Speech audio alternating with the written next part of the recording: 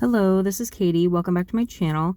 I'm going to be making a really cute square card with the Fawn Village Shops set. And then I'm going to be using the two, which I already cut out, the two biggest dies from that outside-in stitched scalloped square set. I don't know the full name of it, but it was too long to make a label. So I believe I used some paper, yes, from the Simple Stories Magical Birthday Collection for that. And then I just cut a card base to 4 1/4 by 4 1/4. I might have snipped off even a little bit more, just so that it didn't show behind the first like plaid striped panel.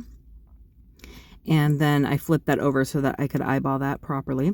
And then I'm just going to stamp the "It's Your Birthday" for the outside of the card, and then I'll be stamping another sentiment on the inside.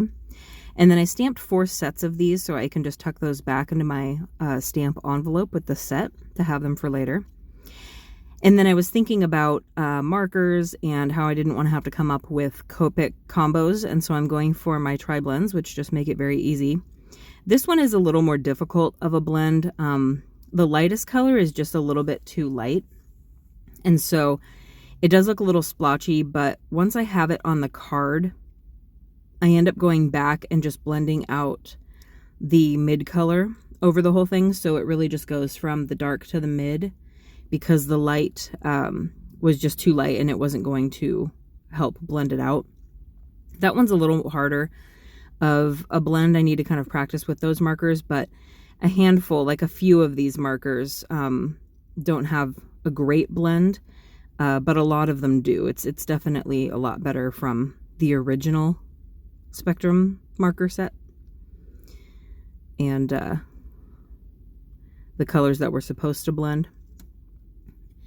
So I'm just kind of picking colors. I probably should have picked a little something lighter for the middle of the tires there, but it was still lighter than the tires. And then I just chose the lightest color of the ice blue to kind of pretend like those were windows. And then the ice cream, or the sorbet, on top of the truck, I decided to be magenta. And then I wanted to make this chocolate ice cream, but I think it kind of blends in with the cone color that I chose. I end up with the tan blend, I believe. In the combo, I have these all swatched out in front of me on the wall. It looked like a good cone combo, and I just went from dark to light. Sometimes on some of these markers I can do that. If I just have a small area where I want to blend 2 colors and not 3, I can go from dark to light, and it's a pretty good blend. And then I choose the gold brown shades for the bench. And then for the cloud, I just did an outline of that same light blue that I put in the windows, the lightest color, on ice blue. And I blended it out with my Copic. I think next time I'll just try and stay within the cloud. Sometimes I go a little too much on the blender, and it actually does bleed my my black ink a little bit. I still use Memento Tuxedo most of the time, but it still kind of bled out a little bit. So I'm just going to pause while I die cut those out so you don't have to watch that process. And then, just like a card I did a few days ago, I'm going to be doing just kind of a blurry circle halo-y situation that'll kind of act like a sky. On the last card I did, the envelope and the flowers were taking up more of the space in front of it, so it was kind of more of a halo effect. This is kind of more of a sky. You can still see most of the circle, but I still like how it turned out. And I cleaned my brush on the back of this paper, as you can see, but nobody's going to see that, so I didn't have any scrap paper lying around, unfortunately. So I'm going to lift this up on foam tape to give it some dimension, because I'm just going to be sticking down the ice cream truck and all the pieces. And so I'm going to get out my glue and unclog it every time. I'm going to put the ice cream truck in the middle and then just kind of situate the rest of the items around the ice cream truck. And then this is where I went for the mid to just blend it out, because the light color wasn't looking very good. It was very splotchy.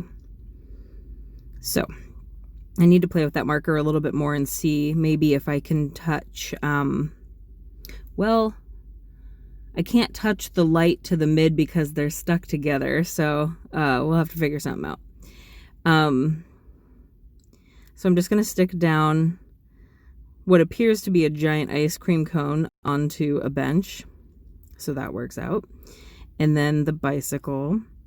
And then this set also has music notes in it. So I'm going to mount those up and stamp those for the ice cream truck music.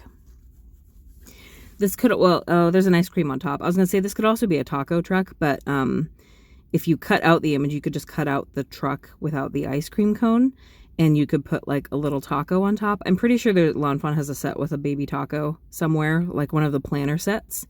I got one of those recently because I wanted some of the tiny items in it.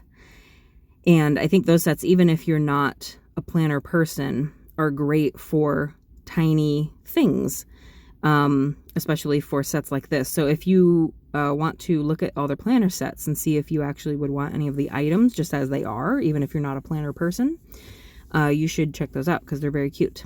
So I'm just going to stamp Treat Yourself on the inside, and that will complete the card. And thank you for watching, and I will see you guys next time. Bye.